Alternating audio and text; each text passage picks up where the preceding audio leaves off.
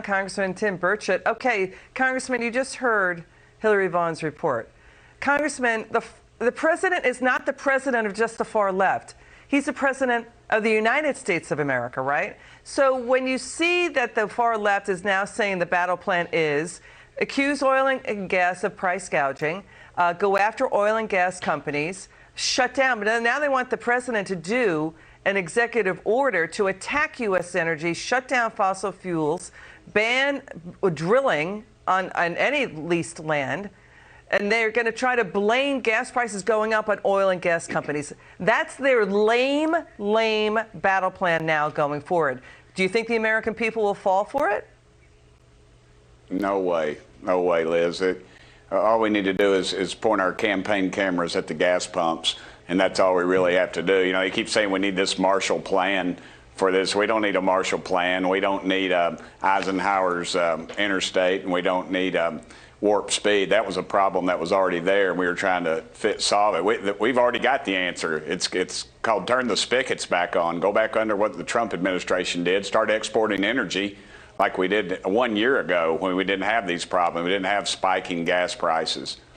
You know, Jamie Dimon at J.P. Morgan Chase, it just sounds like he's frustrated. His Marshall Plan, he's saying he wants more liquefied natural gas facilities in Europe.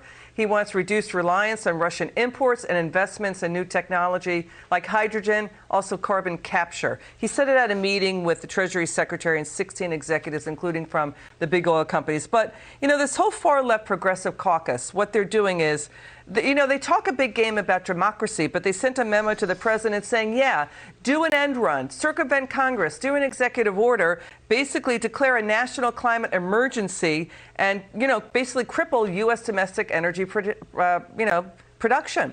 That's the battle plan. That's what's going on behind the scenes in Washington.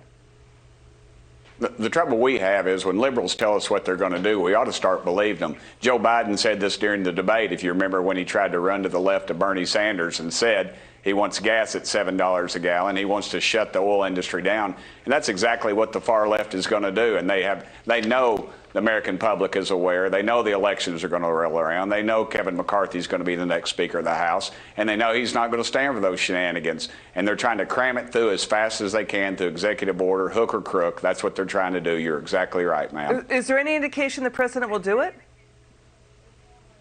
Well, look what he's done before. I mean, whoever's running the White House, I don't think it's Joe Biden. I think we need to talk to his chief of staff. We've got a real problem there. I think he's continuously run to the left on everything. He ran as a moderate. He said, I'm a moderate.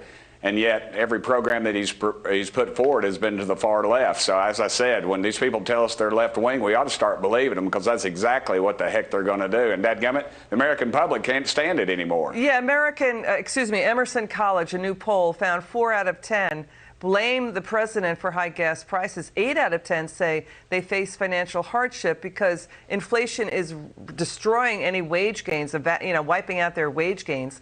You know, Senator John Thune has said to the White House, stop attacking U.S. energy. We need an all-the-above American energy strategy. Make America energy independent.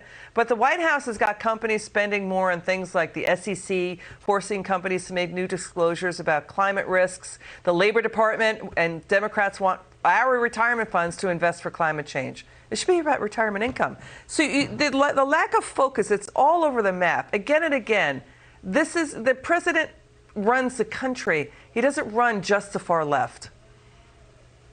I agree. And these bankers, I mean, they're reaping what they sow. They supported a bunch of liberal candidates out of Nancy Pelosi's inner circle, and they got the National Chamber of Commerce supporting these people, and that's what we've got, and that's why we're seeing what we've got now. They owe these people. They got them in the White House. Now they got to pay them back, and this is how they're paying them back with these crazy programs. And frankly, nobody believes it. Nobody thinks it's going to work. Yeah, it can be easily reversed too. Congressman Burchett, it's great to have you on.